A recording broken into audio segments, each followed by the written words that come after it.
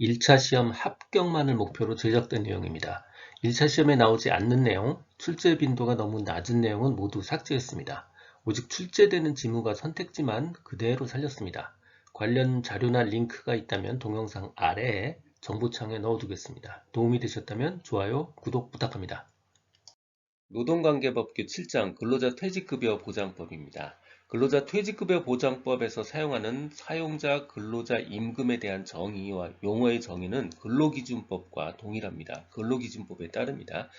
퇴직급여제도는 가장 큰 개념이에요. 퇴직급여제도는 퇴직금과 퇴직연금 제도를 합친 겁니다. 퇴직급여가 제일 크고요. 그 속에 퇴직금이 있고요. 거기에 퇴직연금 제도가 합쳐져 있습니다. 퇴직연금 제도는 모두 세 가지로 구분되어 있어요. 첫 번째는 확정기여형 퇴직연금 제도가 있고요. 두 번째는 확정급여형 연금제도, 마지막으로는 개인형 퇴직연금 제도가 있습니다. 이 중 개인형 퇴직연금 제도요.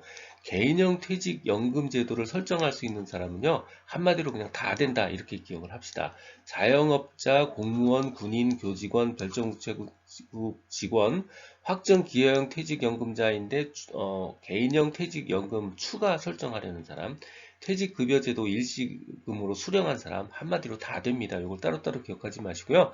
개인형 퇴직연금제도는 다 설정할 수 있다. 이렇게 기억하시는 게 가장 좋습니다. 근로자 퇴직급여 보장법이요. 모든 사업과 사업장에 적용을 합니다. 다만 친족만 사용하는 사업 그리고 가군의 고용 활동에는 적용하지 않습니다. 가족끼리 퇴직금 줄 수는 없잖아요. 확정 기여형 퇴직연금제도 설정한 사용자는요.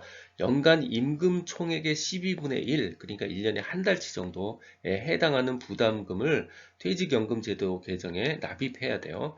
근로자에게 어떤 적절한 주택 구입과 같은 중간 정산 사유가 발생을 해서 근로자가 요구를 할 경우에 근로자의 퇴직 전 퇴직금 중간 정산을 할 수 있습니다. 근로자의 적절한 사유가 있어서 근로자가 요구하면 퇴직금 중간 정산이 돼요. 마찬가지로 주택 구입처럼 적절한 사유와 요건을 갖춘 경우에는 퇴직연금제도 급여받을 권리는 담보로 제공될 수도 있습니다. 사용자가 퇴직연금제도나 개인형 퇴직연금제도를 설정하지 않았다 그러면 당연히 퇴직금 제도를 설정한 것으로 봅니다. 퇴직금 제도요. 퇴직금 제도 설정하려는 사용자는 계속 근로기간 1년에 31분 이상의 평균 임금을 퇴직금으로 퇴직 근로자에게 지급할 수 있는 제도 설정해야 합니다. 계속 근로기간이고요. 1년당 31분이에요. 그러니까 대략 1년당 한 달치 봉급에 해당하는 거죠. 그리고 평균 임금을 사용합니다. 이건 헤어질 때 사용하는 거잖아요. 회사랑. 그러니까 통상 임금을 사용하지 않고요. 평균 임금으로 설정해야 됩니다. 사용자는 계속 근로기간이 1년 미만인 근로자나 4주간 평균에서 1주간 소정근로시간이 15시간 미만인 근로자는요. 퇴직급여제도 설정하지 않아도 됩니다. 상시 10명 미만의 근로자를 사용하는 사업자의 경우에는 사용자가 개별 근로자의 동의를 받거나 혹은 근로자의 요구에 의해서 개인형 퇴직연금제도를 설정하는 경우에는요. 해당 근로자의 퇴직급여제도 설정한 것으로 봅니다. 퇴직연금제도는요. 확정급여형, 확정기여형, 그리고 개인형 퇴직연금제도를 말합니다. 퇴직급여 설정하는 경우에 하나의 사업에서 급여 및 부담금 산정 적용에 차등을 두어서는 안 됩니다. 확정급여형 퇴직연금이란 급여가 확정되어 있다는 뜻이에요. 즉 받을 급여의 수준이 사전에 결정되어 있는 그런 퇴직연금 제도를 말합니다. 확정급여형 퇴직연금 제도의 급여 종류는 연금, 일시금 이렇게 두 가지가 있고요. 연금은 55세 이상으로 가입기간이 10년 이상인 가입자에게 지급합니다. 확정기여형 퇴직연금 제도의 가입자는요. 적립금의 운용 방법을 스스로 선택할 수 있어요. 반기마다 1회 이상 적립금의 운용 방법 변경할 수 있습니다. 스스로 선택할 수 있고 변경할 수 있어요. 확정기여형 퇴직연금 제도에 가입한 근로자는 주택 구입 등 대통령령으로 정하는 사유 발생하면요. 적립금 중도 인출할 수 있습니다.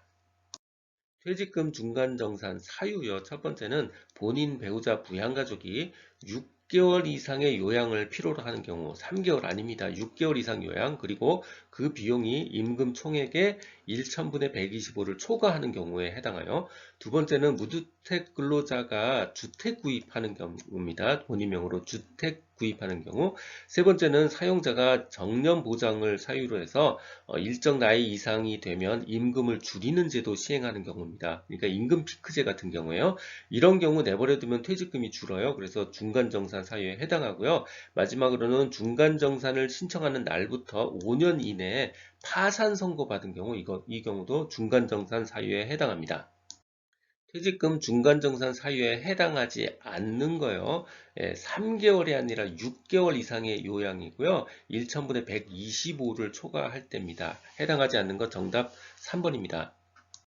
근로자 퇴직급여 보장법령상 용어에 관한 설명으로 틀린 거요.